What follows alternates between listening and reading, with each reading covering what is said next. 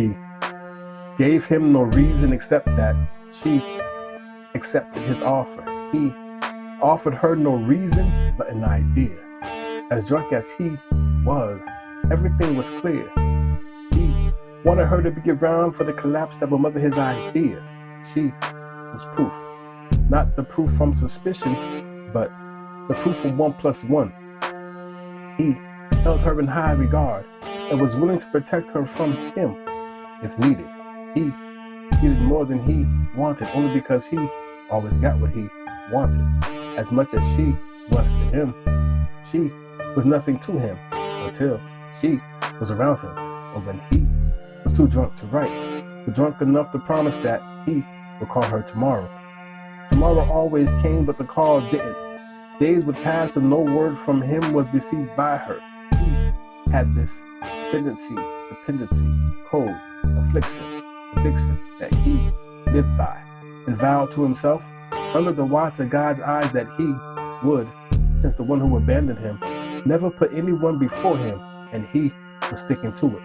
Living life with no commitment except the one made to himself. Beer, smokes, and riding over broads. But the broads were the cause of the beer, smokes, and riding. He was both sensible and stupid, genius and simpleton. She was no more than a single mother doing what she knew how to do. Provide. The time offers no affection for those without direction, or at least the humility to see the error in their ways. Why else do the clinically insane wear helmets and or straitjackets? The right things to say, he knew. The right things to do, he knew. All she knew was that he was cute and had potential, a jack of anything he could touch, and he touched her so that she, if asked, could never tell him no. He was wrong, and had been wrong for so long now that he was evil, cunning, conniving, manipulating, and misleading, so much in fact that he used what he knew others saw in him as humanity to be the reason he will always be parted. He knew how to justify his ability to take advantage of the less inclined, and he relished in the enjoyment of the no promise. He eats arrogance and vomits pride. He respects none of the gods and worships only his truth.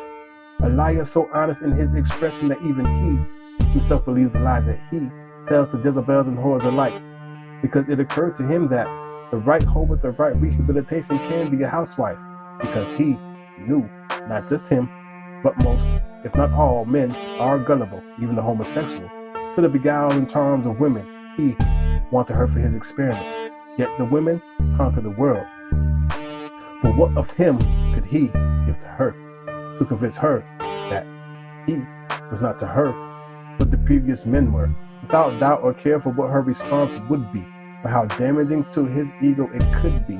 He spoke with her as if he was no more deserving of her attention than an ant on the ceiling. I'm single, but not lonely.